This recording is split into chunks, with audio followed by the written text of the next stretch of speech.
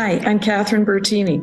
Each of us has to define for ourselves what's important for us. What world do we want to see for ourselves, for our children, for our nieces and nephews, for our grandchildren? And we work in our own way using our own talent in order to achieve those things. And as we do, we should take opportunities to lead, opportunities to improve, whether it is the organization that we work for or the community in which we live or the place of worship that we attend. Whatever is our passion, we need to reach out and reach up and say, I am here to help and I'm going to make a difference. Every one of us should be a catalyst for change. Scientists are important catalysts for change. Administrators are important catalysts for change. Every one of us can make a difference. And sometimes it's challenging, especially if there are very few women in a field. It's challenging for the women, but it's frankly challenging for the men because they don't have enough diversity if they don't have the minds and the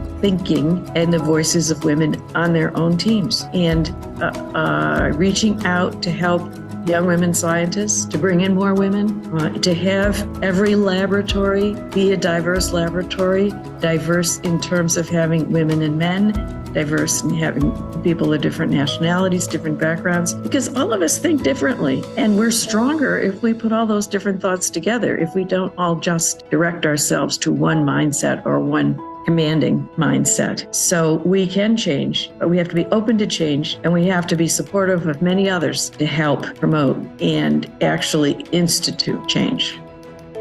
Please join our next seminar in the Catalyst of Change series on August 15th.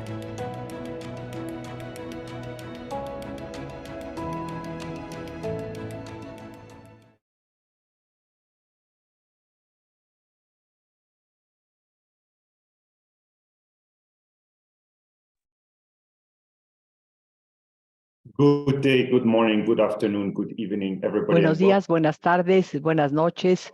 Bienvenidos a este tercer webinar de Catalistas del Cambio, Mujeres Líderes en la Ciencia. En Ciencia estamos organizando estas reuniones a través de la serie de líderes mujeres porque queremos que haya más líderes en nuestra institución. Lanzamos recientemente la estrategia de CIMMYT y somos una organización que está comprometida para detener la gerencia o la administración que sea puramente desde una oficina. Queremos una organización que sea una organización que hace las cosas. Tenemos el componente de inclusión social, que también es parte de nuestro logo nuevo de CIMMYT, donde van a encontrar un logo con muchos colores y cada color representa a una persona de manera individual. Lograr la meta de una mayor representación de género y balance en la ciencia implica proporcionar más oportunidades a las mujeres líderes, aprender de ellas, de sus lecciones, de sus decisiones, recomendaciones y sus historias. En esta serie destacamos a las mujeres que son líderes en todas las funciones. Veremos a muchas más desde el campo de diferentes estilos de liderazgo, porque el liderazgo puede adoptar diferentes modalidades. El día de hoy es un honor para mí y también me siento humilde al presentarles en el seminario del día de hoy a una de las personas a quienes admiro profundamente por lo que han hecho, especialmente también por lo que representan y por lo que son. Señoras y señores, es un honor presentarles a Catherine Bertini, una líder con muchos logros en la reforma internacional de alimentos y una defensora de las mujeres. Tiene una distinguida carrera mejorando la eficiencia y las operaciones de las organizaciones para servir a los pobres y a los hambrientos, tanto en Estados Unidos como en todo el mundo. Fue merecedora y galardonada con el Premio Mundial de Alimentación en 2003 por su labor en el Programa Mundial de Alimentación de Naciones Unidas, que dirigió durante 10 años y generó un impacto positivo masivo que sigue existiendo ahora, que ha salvado y cambiado las vidas de muchas, muchas mujeres y personas en todo el mundo.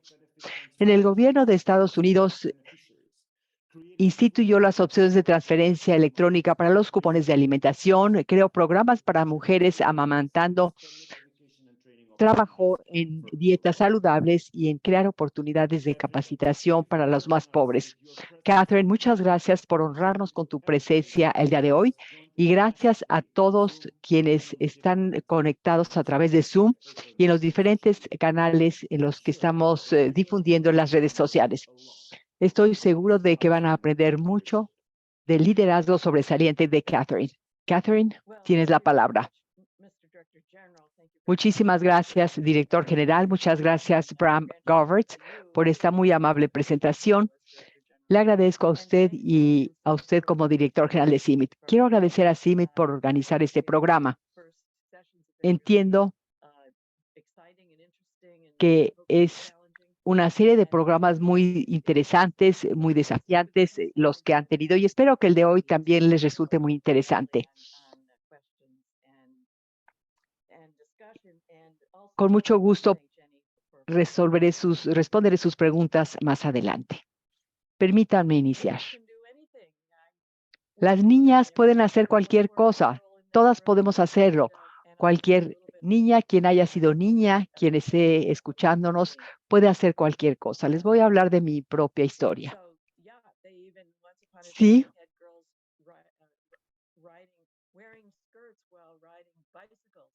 En mis tiempos, las mujeres usábamos falda cuando andábamos en bicicleta. Aquí me ven como siendo una niña joven en Syracuse, Nueva York. De esta manera nos asegurábamos de tener todo lo que necesitábamos, tener una buena educación todos los días. Y durante esa época había carreras que se esperaba siguiéramos las mujeres, que fuéramos maestras, secretarias o enfermeras. Esas eran las principales carreras que se esperaba que siguiéramos. Pueden ver en esa imagen a la niña pequeñita, que es la tercera del lado de izquierda a derecha. Yo estoy de rodillas y es que me encanta la música. Dediqué mucho tiempo a la música, iba yo a ser maestra de música, incluso fui a la preparatoria a la que van los mejores alumnos de música y donde tocan en conciertos. Participé en un concierto de violín y tocando en un concierto, en una orquesta tocando el clarinete. Me encantaba la música. He sido influenciada por muchas personas, como todos nosotros, estas personas que ven ustedes en la diapositiva. En ocasiones no se da uno cuenta de cómo alguien lo está influenciando y se da uno cuenta más adelante. Algo que me influenció fue un libro que me regalaron sobre Elizabeth Blackwell, que fue la primera doctora de Estados Unidos. Cuando leí sobre ella, en este libro escrito para niños como de 10 años, me di cuenta de que las mujeres podían hacer cualquier cosa, pero que ello implicaba trabajar mucho más arduamente. Mi padre me introdujo a libros clásicos, a filósofos, y alguien que me gustó mucho fue el filósofo británico Edmund Burke. Me cautivó después de haber leído sobre él. Él decía que todo lo que es necesario para que las fuerzas del mal ganen ese mundo es que las personas buenas no hagan nada. Eso me sorprendió mucho, me impactó mucho. Fui criada y me enseñaron la religión católica y eso me infundió y me inculcaron que había que ayudar a los demás. Me di cuenta de que había que hacer algo por los que menos tienen. Como dice Dios, cuando se hace algo por los que menos tienen, están haciendo algo por mí. Cuando íbamos a algún vecindario y veíamos a personas muy necesitadas y que buscaban maneras de sobrevivir, también se nos decía que teníamos que ayudarles.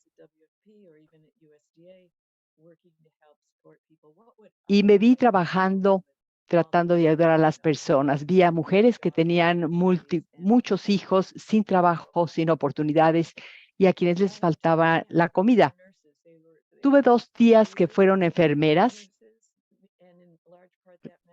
hicieron la carrera de enfermería y en esa época, en los 50, eran excepcionales. Una de ellas fue coronel de la Fuerza Aérea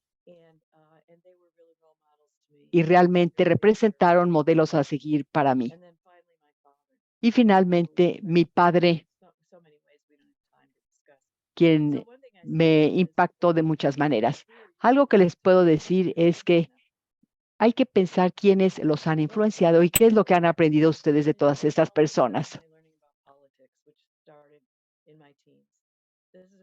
En la adolescencia empecé a aprender sobre la política. Aquí en esta fotografía me ven saludando al gobernador de mi estado a los 16 años. Decidí que la política era un camino realmente interesante. Y vean ustedes cómo están vestidas las niñas en la parte de atrás. Me di cuenta de que quería yo dedicarme a la política, al gobierno, porque me di cuenta de que dentro del gobierno podía yo marcar una diferencia. Pensé que quería estar allí porque era un lugar creativo donde yo podía estar, era un lugar en el que podía yo cambiar las cosas y si uno tiene buena gente dentro de su gobierno y está bien organizada, si hay personas a quienes les importen los demás, uno puede lograr que los sistemas funcionen mejor para los demás. Este es mi currículum. Entré a la política y después trabajé en asuntos públicos corporativos. Quería yo trabajar dentro del gobierno, estaba yo convencida de ello. Pero después de pasar 5 años en la política, era política de partidos o política dentro de grupos de mujeres. Yo participé con los partidos, pero creo que la política no era suficiente. Creo que el gobierno en ese momento ya no podía ofrecerme nada más.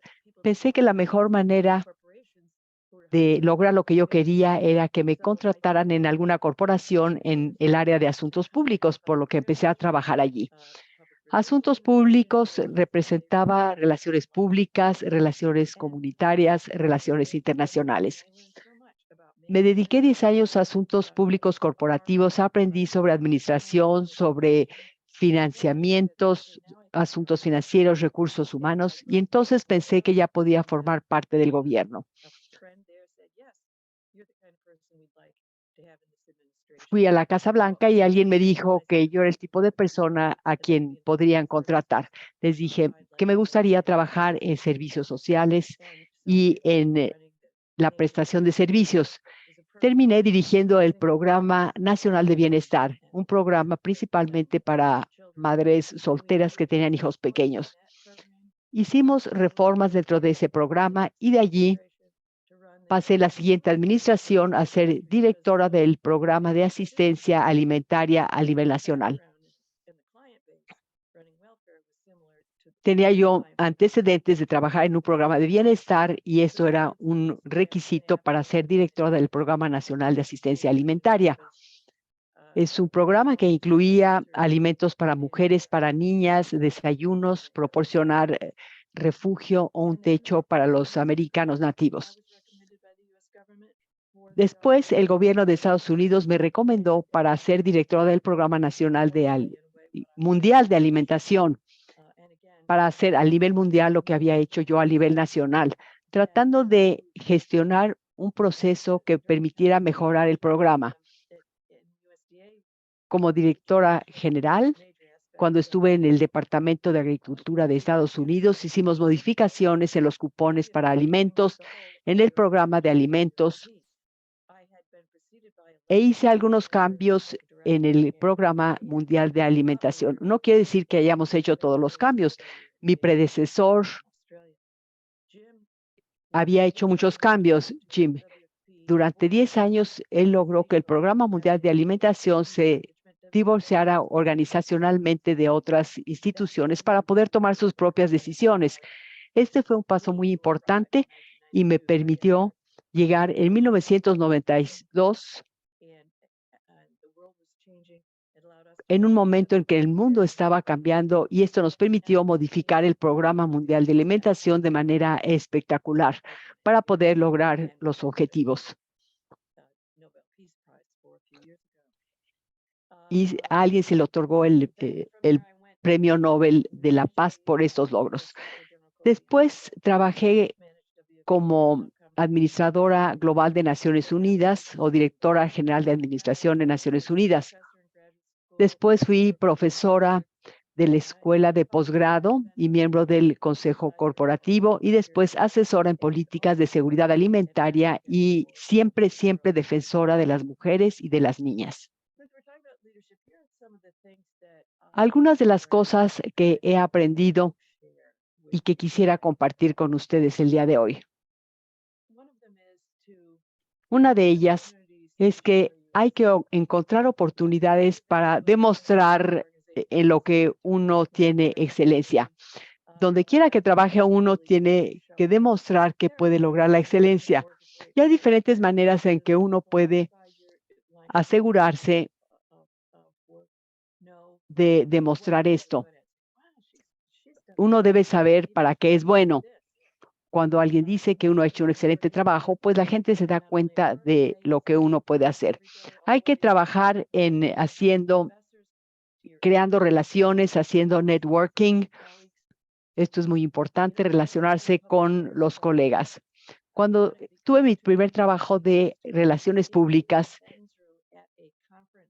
encontré que en uno de los congresos que un hombre le decía al otro, tengo un puesto de relaciones públicas y estoy pensando, no sé quién podría tener este trabajo. Creo que Catherine Bertini podría ser una buena candidata. Y yo dije, sí, me gustaría mucho ocupar ese puesto y funcionó. Otra recomendación es que hay que sorprender a las personas que las subestiman. Quizás uno los sepa quiénes son o quizás no. Alguien me dijo, no te preocupes si alguien te subestima, porque entonces es mucho más fácil sorprenderlos. Uno puede sorprender a las personas y de esta manera puede uno sorprenderlos con mayor frecuencia de lo que ellos pensarían y de esta manera puede uno destacar. Hay que vivir en el mundo en el que uno está, pero hay que trabajar para cambiar lo que hay que cambiar.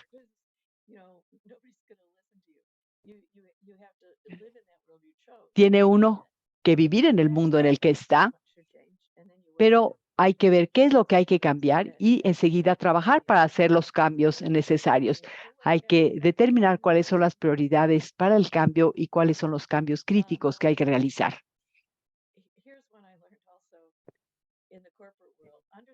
En el mundo corporativo, les digo que hay que entender cuál es la tolerancia que tiene uno para las estupideces y los disparates y cuál es el nivel organizacional. ¿Qué quiero decirles con esto?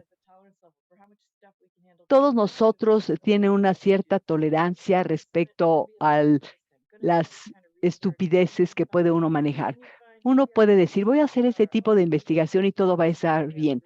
Pero de repente nos dicen, además de esa investigación, tienes que asistir a esta reunión, tienes que hacer este trabajo administrativo. Son cosas que lo desvían a uno del enfoque principal de su trabajo, pero todo eso es parte de la burocracia. Es inevitable.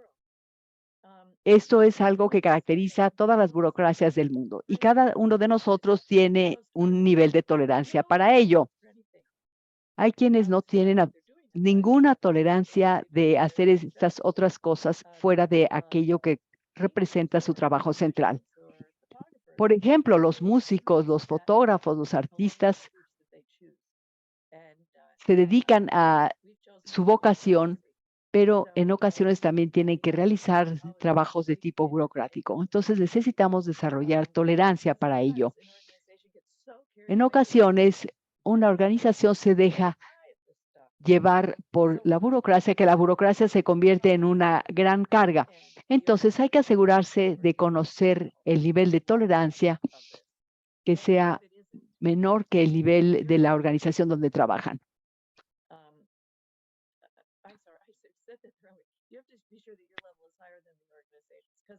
No, perdón, es al revés. Tienen que desarrollar un nivel de tolerancia que sea mayor que el nivel de burocracia de la organización donde están ustedes trabajando, porque hay cosas que uno definitivamente no puede cambiar.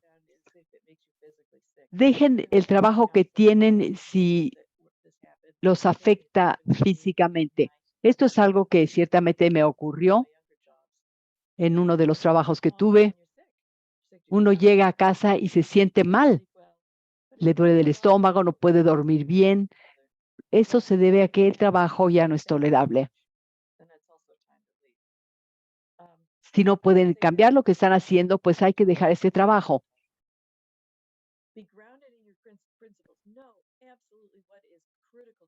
Actúen con base a sus principios. Ustedes deben saber lo que es absolutamente crítico para ustedes y hay que trabajar de acuerdo con sus propios principios.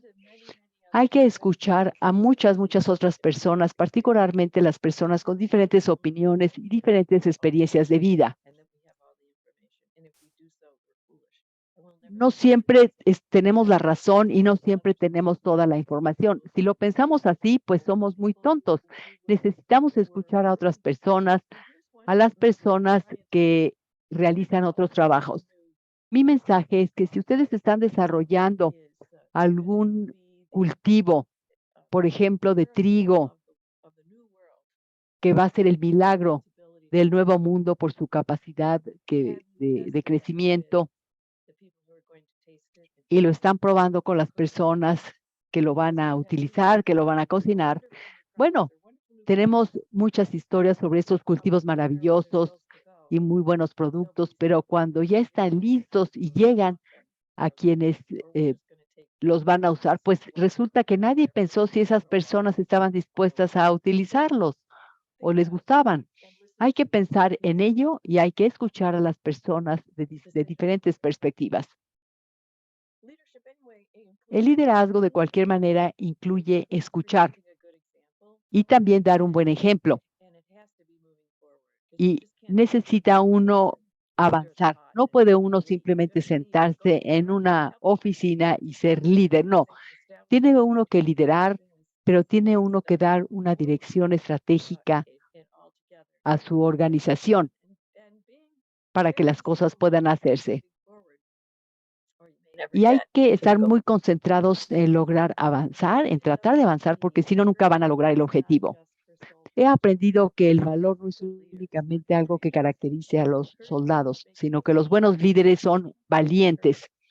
Esto significa tomar decisiones personales difíciles. El valor significa hacer cosas que parecen imposibles. El valor significa ser lo suficientemente generoso para acercarse a las personas, a otras personas, tratando de lograr un cambio. El valor es importante. Yo creo que el liderazgo y el valor tienen que estar juntos. La diversidad garantiza resultados más robustos. No podemos sentarnos a la mesa con personas iguales a nosotros o contratar a personas que son iguales a nosotras. Nosotros, no. Hay que buscar la diversidad.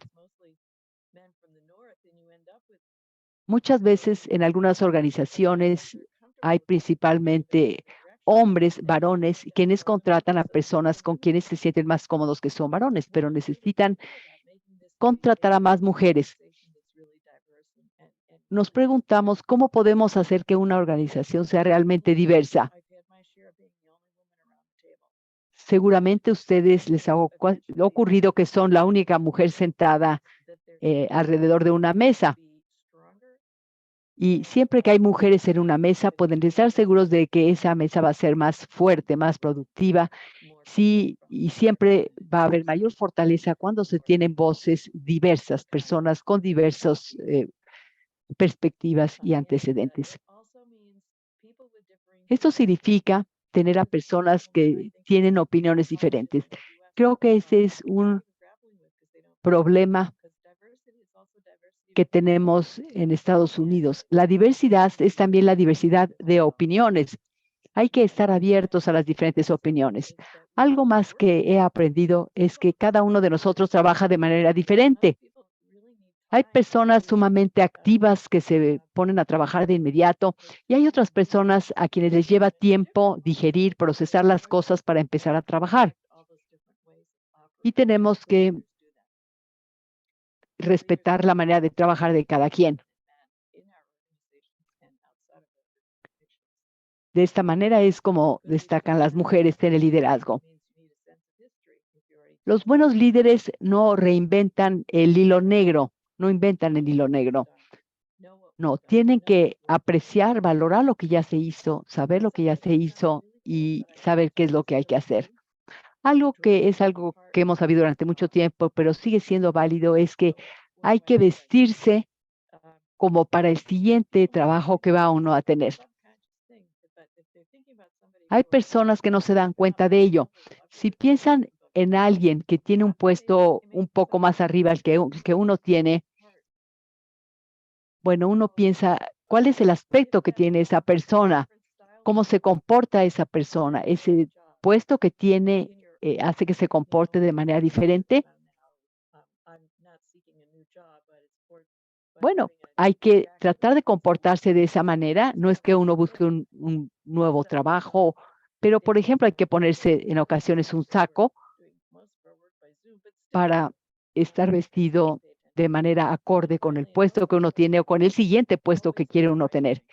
Y siempre, siempre hay que hacer lo correcto, aunque sea difícil. Si termina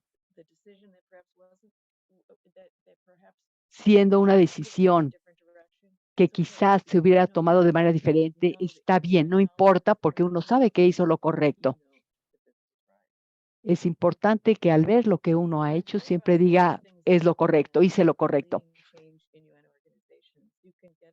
Escribí este trabajo sobre liderando el cambio en las organizaciones de Naciones Unidas. Lo pueden consultar en mi sitio web. Es un libro que seguimos consultando, está escrito para líderes de Naciones Unidas y creo que contiene cosas pertinentes. Finalmente, quiero regresar a las carreras esperadas para las mujeres. Yo fui profesora, soy profesora emérita. También di clases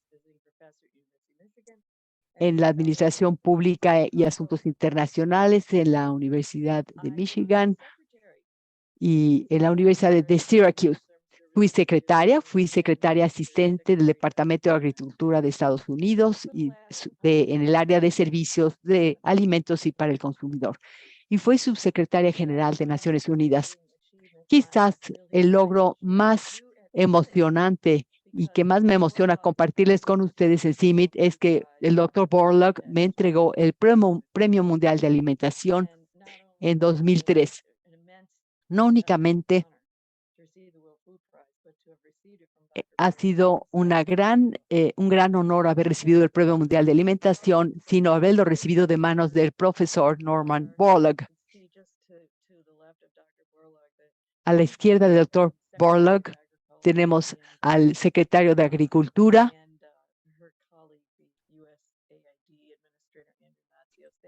y al administrador del Departamento de Agricultura de Estados Unidos.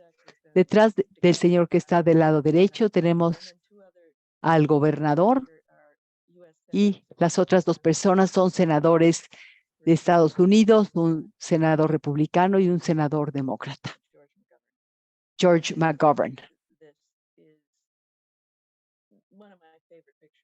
Esta es una de mis fotografías favoritas y creo que resume algunas de las cosas de las que me siento orgullosa haber realizado. Muchas gracias. Muchas gracias, Catherine. Ha sido una presentación y una conversación muy rica. Y sí, hemos recibido muchas preguntas y esperamos tener el tiempo para poder responderlas. Hola a todas, soy Natalia Palacios, soy miembro del grupo de mujeres en la ciencia de CIMMYT. Es un gran honor hablar con Catherine y aprender de ella. Y escucharon, tienes experiencia con una carrera que ha incluido diversas organizaciones internacionales. Las contribuciones de Catherine han sido instrumentales en el área de seguridad alimentaria, nutrición e igualdad de género. Ha trabajado en las funciones cruciales que desempeñan las mujeres en la alimentación, en las comunidades. Todas estas áreas están en armonía con la misión de CIMMYT y también están en armonía con mi pasión personal. Por lo tanto, me siento honrada y me siento humilde de poder hablar contigo el día de hoy, Catherine. Han pasado 20 años desde que recibiste el Premio Mundial de Alimentación, como vimos en la fotografía. Entre los muchos méritos, se te distinguió por el liderazgo transformativo en el Programa Mundial de Alimentación y el impacto positivo sobre las mujeres. ¿Puedes compartirnos cuáles fueron los aspectos clave de este liderazgo transformativo y cuáles fueron las situaciones más desafiantes que encontraste a lo largo de esa jornada? Muchas gracias por esta pregunta. Hay un aspecto clave. Tuvimos que cambiar prácticamente todo el Programa Mundial de Alimentación porque el programa había sido como un comité. Tuvimos que crear un nuevo sistema, tuvimos que crear un nuevo presupuesto que fuera mucho mejor que el anterior, crear todo un sistema financiero. No teníamos directores generales de finanzas, tuvimos que nombrarlos. Tuvimos que contratar a más mujeres, solamente teníamos 17% de mujeres profesionales. Cuando pregunté la razón de ello, los directores me dijeron que era porque el Programa Mundial de Alimentación era algo de hombres. Le dije, ¿cómo que es algo de hombres? Me dijo, bueno, pues tenemos que ver con aviones, con trenes, con helicópteros, con barcos. Y las mujeres no hacen esto. Entonces yo dije, no, vamos a encontrar a mujeres que sí puedan hacer esto y que hagan esto. Una de las primeras mujeres a quienes contraté fue la directora general de logística. Y no sé si alguno de ustedes aquí sepan en qué consiste este trabajo. Entonces, si era el trabajo logístico más complicado del Programa Mundial de Alimentación, y para el momento en que salí yo del programa ya había 39% de mujeres. Y de los directores había 22 de ellos que eran mujeres cuando terminé yo mi mandato. Hubo muchas cosas que teníamos que hacer, pero una de las primeras cosas que decidimos hacer fue, bueno, antes de tratar de mejorar las cosas, hay que ver cuál es el propósito, cuál es la agenda estratégica. Estábamos distribuyendo alimentos y en última instancia dijimos, y créanlo o no, en ese momento solamente había otra agencia de Naciones Unidas que tenía una declaración de misión. Entonces, elaboramos nuestra misión, que era terminar con el hambre, y nos dimos cuenta de que había alimentos que teníamos que distribuir alimentos, pero teníamos que asegurarnos de que la gente consumiera los alimentos correctos en el momento correcto. Dijimos, bueno, las mujeres están en el hogar, son quienes cocinan, las madres, las abuelas, las hijas. Pensamos que teníamos que encontrar la manera de aliarnos con las mujeres. Y esto se convirtió en una parte muy importante de nuestro trabajo.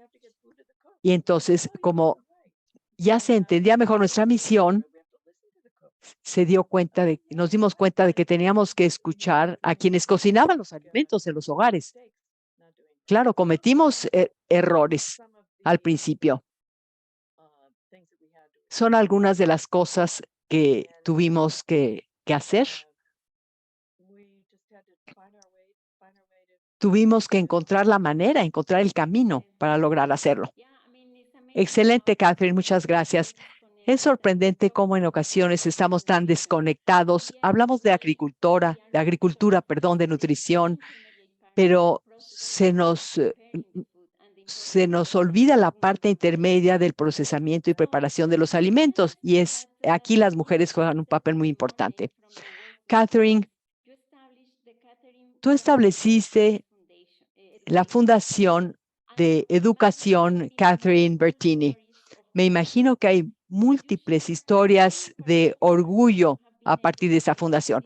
Compártenos un relato que nos digan, que explique por qué estás en este mundo, ¿Cuál es tu legado al mundo y por qué piensan que las mujeres o las personas que asisten a este seminario que tú diriges pueden amplificar esta labor tan noble y tan impactante?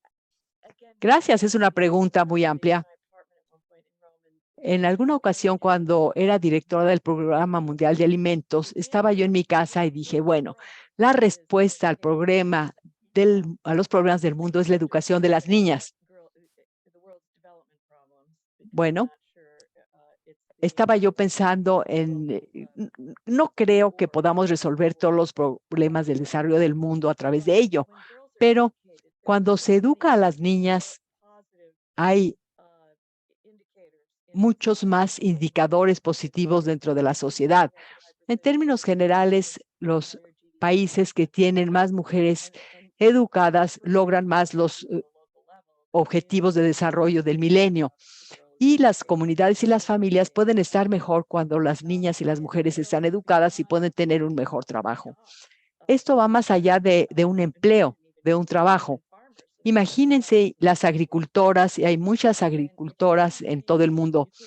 Si no saben leer, no pueden ver lo que lo que dice el paquete de las semillas, no pueden encontrar los surcos que acaban de plantar, de sembrar. Entonces, se ha hecho investigación muy importante, muy interesante acerca de la educación de las mujeres y la nutrición. Por eso sabemos que las mujeres educadas son mucho más productivas.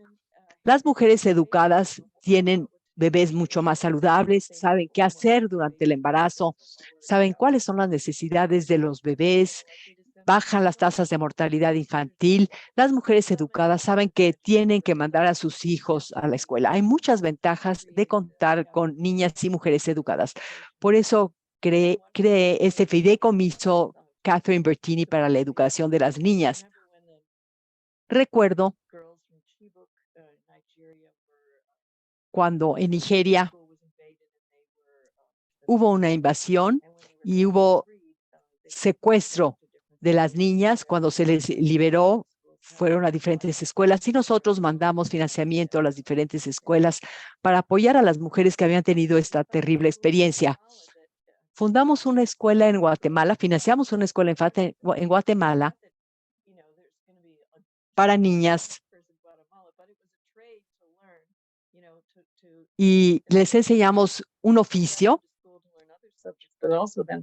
para que pudieran aprender diferentes cosas dentro de estas escuelas y después pudieran tener mejores empleos en el futuro. Apoyamos a una escuela en Yemen de beneficencia. En algunas de estas escuelas había muchas carencias y por ello había necesidad de apoyar estas escuelas.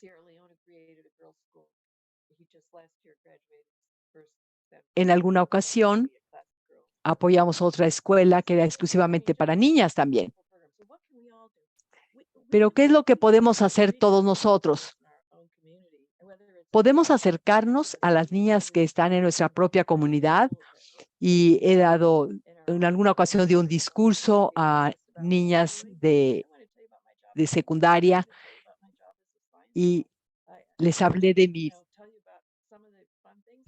pueden ustedes ir con niñas, hablarles de su trabajo en CIMMYT, de las funciones que llevan a cabo, de en qué consiste su trabajo y cuáles son sus objetivos y cuáles son las oportunidades que tenemos.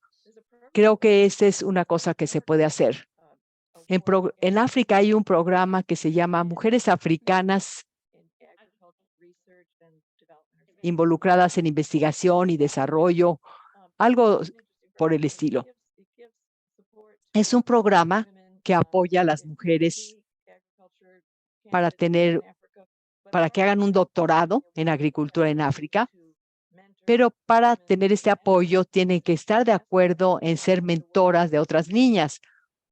Una vez que han logrado ellas su doctorado, tienen que estar de acuerdo en ser mentoras de otras mujeres que están, por ejemplo, haciendo la licenciatura. Es importante encontrar a niñas que estén dispuestas a ser mentoras prácticamente de cualquier edad. Muchas gracias, Catherine. Son historias realmente inspiradoras y nos muestras cuáles son las oportunidades para todos nosotros para dejar un legado en el mundo. Cuando dedicamos tiempo a la educación y a la educación de las mujeres, realmente estamos contribuyendo al desarrollo y al florecimiento del mundo. Esto es increíble. Se dice que aprendemos mucho de nuestros errores o de los momentos amargos. ¿Puedes compartir con nosotros algún error que realmente haya representado una oportunidad para aprender una lección de vida? Bueno, he cometido muchos errores. Estoy pensando en qué me ha dejado una lección de vida.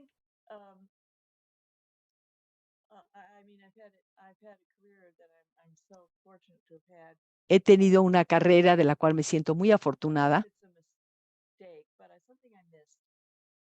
No sé si fue un error, pero algo que me faltó fue no haber ido a la escuela o no haber estudiado un doctorado. Supongo que entre nuestra audiencia hay personas que tienen un doctorado. Tienen un doctorado porque están interesados en la ciencia de su área de trabajo y creo que esto es necesario en muchos aspectos diferentes, pero también en el mundo de los administradores, administradores de alto nivel. Si yo hubiera querido hacer algo más, por ejemplo, ser presidente de alguna universidad o de alguna fundación, hubiera sido muy bueno haber tenido un doctorado. No sé si lo hubiera podido hacer porque creo que no tuve tiempo, pero yo les diría a las mujeres que están pensando en hacer una maestría o hacer un doctorado, incluso con el tiempo, si es algo que quieren hacer, traten de darse el tiempo para hacer tener este tipo de estudios. Les va a ayudar intelectualmente, pero también para su propio desarrollo profesional. Gracias. En la evolución de los patrones de liderazgo, hemos pasado de los modelos autoritarios y jerárquicos a otros estilos que enfatizan más el empoderamiento y la inclusión. Creo que es importante armonizar los principios de respeto y los principios de civilismo. ¿Cuáles enfoques nos sugieres para lograr este equilibrio efectivo entre el respeto y la rebelión? ¿Y la rebelión?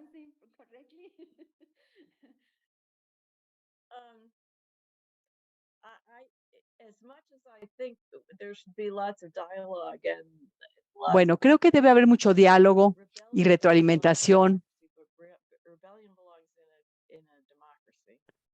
Creo que la rebelión es parte de la democracia. Por lo tanto, quiere uno ser rebelde. Para estar en la política tiene uno que querer ser rebelde.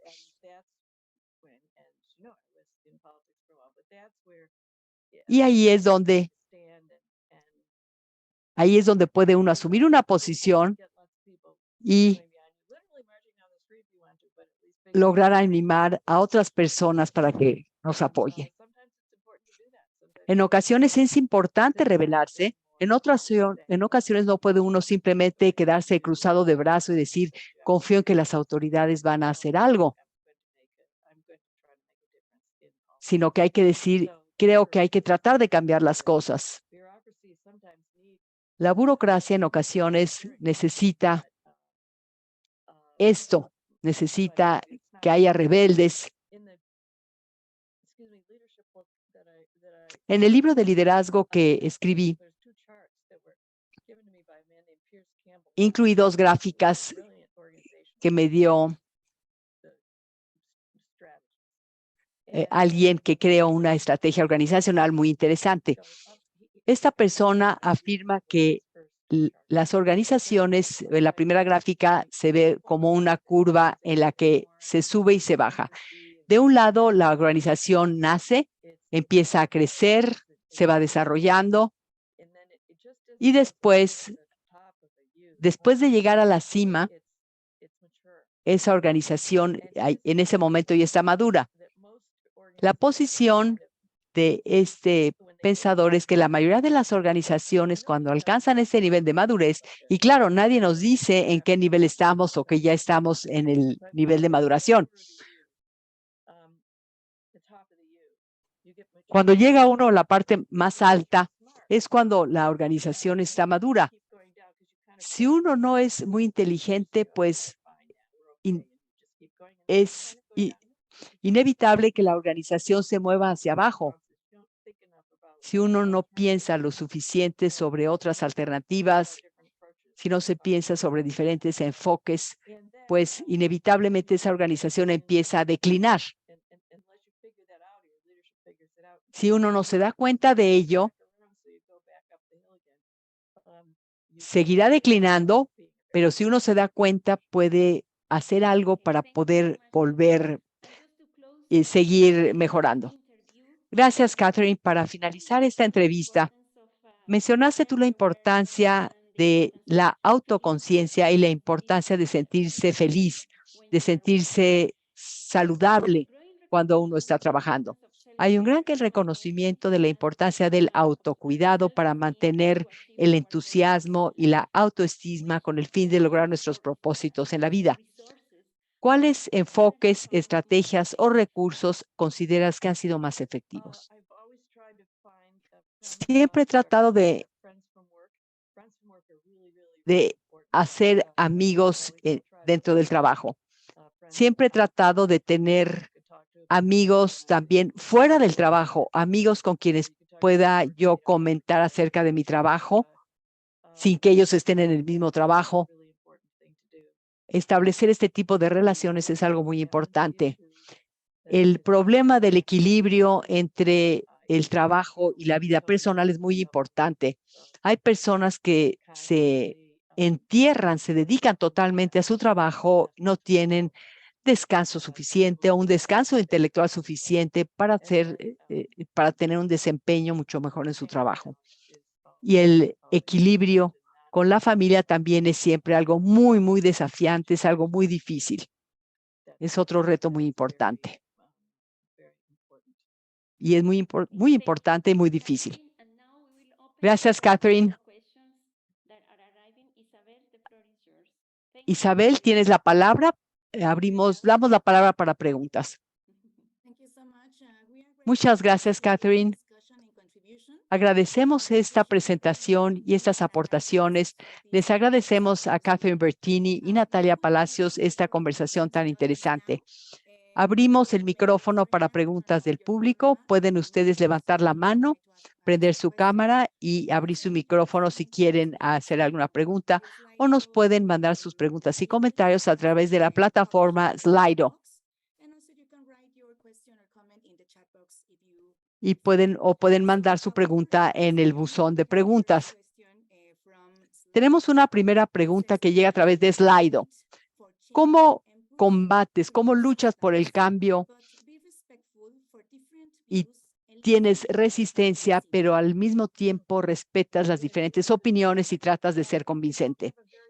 Es una muy buena pregunta. Es importante tener una muy buena justificación para lo que uno hace. Tiene uno que tener esa razón suficientemente poderosa. Es muy útil convencer a las personas de esta justificación de lo que se hace. Si se está de acuerdo en los objetivos, en la justificación de lo que está uno haciendo y en lo que quiere uno hacer, pues entonces se puede alcanzar los objetivos. Es diferente si simplemente decimos queremos contratar a más mujeres. Bueno, alguien dirá, bueno, ¿a quién le importa? Pero nosotros lo que dijimos fue, nuestra misión es estar en contacto con las mujeres, tenemos que aliarnos con quienes cocinan los alimentos, necesitamos a más mujeres dentro de nuestro personal para que se puedan relacionar con las mujeres con las que queremos trabajar. De esta manera ya se entendió la razón por la que queríamos contratar a más mujeres. Gracias. Tenemos otra pregunta a través de Slido. En CIMIT, todos estamos haciendo un gran esfuerzo para mejorar la inclusión. Estamos aprendiendo de los errores del pasado. ¿Qué recomendaciones nos puedes hacer?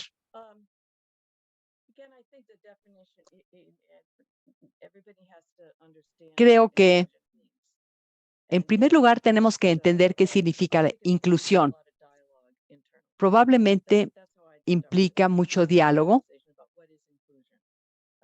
pero lo primero es tener un acuerdo y entender qué significa la inclusión, si significa incluir hombres y mujeres, personas de diferentes países, personas de diferentes tendencias intelectuales, etcétera.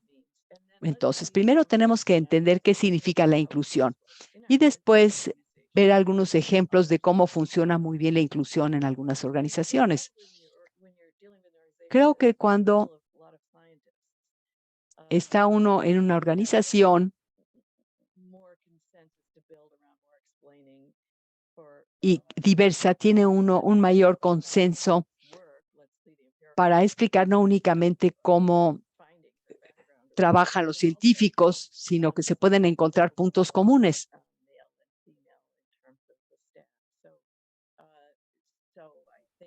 Esto puede ser difícil cuando hay más hombres que mujeres como parte de la plantilla o del personal. Con un diálogo, cuando puede uno demuestra la diferencia y uno demuestra lo que puede ocurrir con una organización más diversa, pues se puede convencer a la gente de esta necesidad. Y creo que la organización tiene que hacer un esfuerzo especial para tratar de capacitar a mujeres.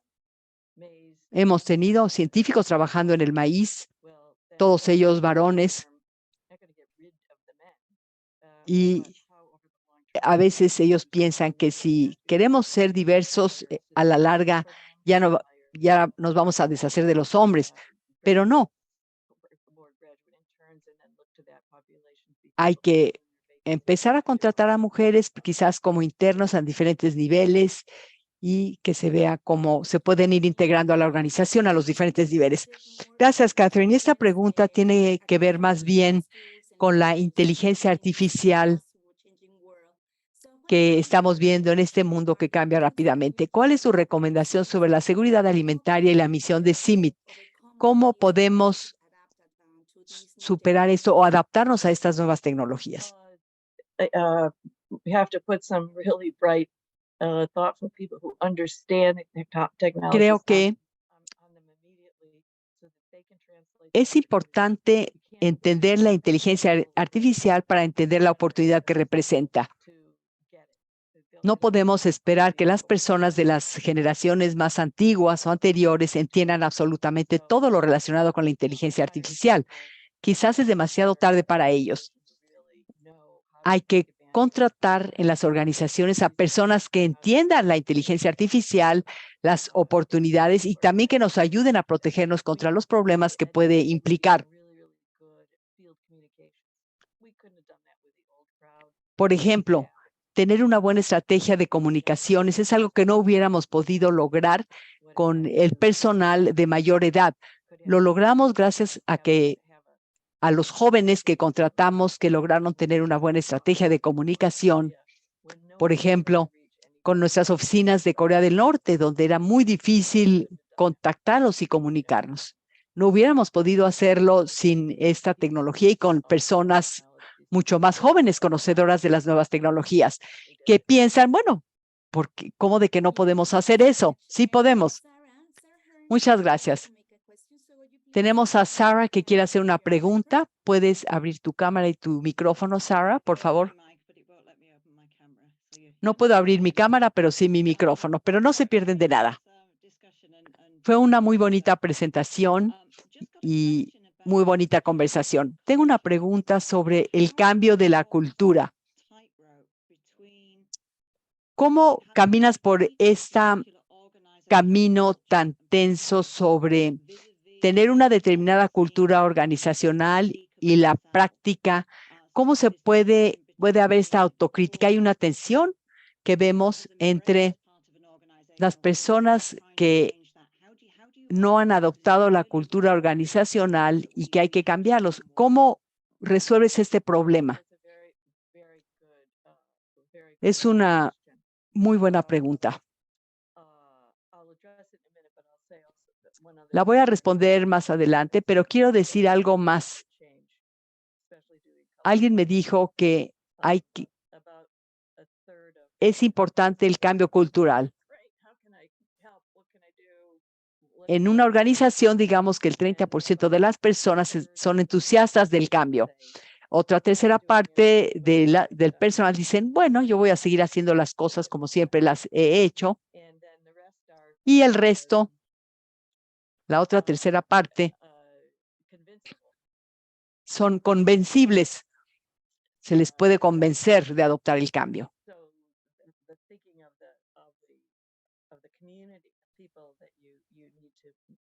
Hay que pensar en las comunidades o la gente dentro de la comunidad a quien hay que motivar.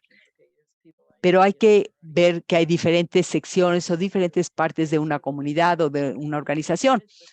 Hay personas que están convencidas y que también podrían ser muy útiles para tratar de resolver los problemas que vamos encontrando y que pueden aportar algo más significativo que los que simplemente son entusiastas del cambio. Las personas más difíciles son quienes se sienten desafiadas por los cambios y siempre o simplemente no quieren un cambio, quieren seguir haciendo las cosas como siempre. Ciertamente, y yo recomendaría dedicar un tiempo importante en esa población, con esas personas, hablando sobre lo que se está tratando de lograr, sobre los objetivos, y después lograr que haya un acuerdo, al menos en el objetivo que se quiere alcanzar. Pero debajo de esto, hay que tratar de señalar cuáles son los problemas y si los problemas se pueden abordar. No todos los problemas se pueden resolver. Sin embargo, puede haber algo en el mensaje o algo que tiene que ver con la carga de trabajo, con el presupuesto, que los pueda convencer del cambio. Y hay otro punto muy importante. Hay que saber si las personas valoran lo que se está haciendo, lo que se hizo y lo que está uno haciendo. Creo que esto también sirve mucho, que las personas valoren lo que se hace. Pero es difícil. Muchas gracias, Catherine. Gracias por esta gran presentación y por una presentación muy entusiasmante. Quisiera darle la palabra a nuestro director general, Bram Govertz, que tome la palabra para clausurar la sesión. Muchas gracias, Catherine, por darte el tiempo de participar con nosotros. Ha sido una presentación inspiradora con comentarios que realmente nos provocan, nos hacen pensar. Nos has enseñado que necesitamos más diálogo, escucharnos unos a otros y estar conscientes de nuestros objetivos estratégicos, liderar con el ejemplo, liderar haciendo y escuchar, por ejemplo. Tengo algunas preguntas de algunos de ustedes que me preguntan, ¿por qué estamos llevando a cabo esta serie? Bueno, no simplemente a uno se le ocurre llevar a cabo estas series con oradores de este calibre. ¿Por qué estamos organizando esto? Bueno, porque hay muchas historias, muchas cosas de las que tenemos que aprender y que nos indican, que no tenemos que hacer las cosas solos. No. Quiero que ustedes escuchen, comenten y que mezclen lo que ustedes pueden aprender con las experiencias que estamos escuchando. Queremos tener una intervención dinámica.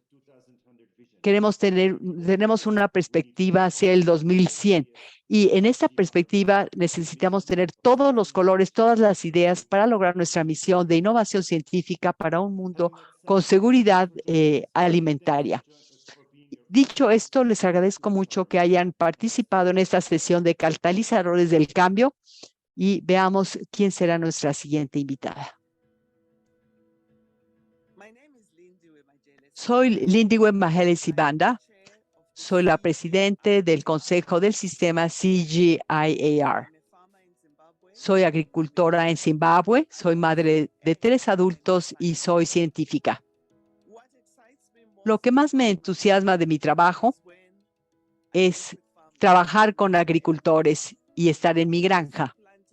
Simplemente plantando semillas, viéndolas crecer, recibiendo a las crías de mi ganado, de mis cabras y estando al aire libre cuando está uno en contacto con la naturaleza. Pero lo más importante de todo, utilizando tecnologías modernas para poder mejorar la agricultura y asegurarnos de salvaguardar el medio ambiente. Eso es lo que me hace feliz.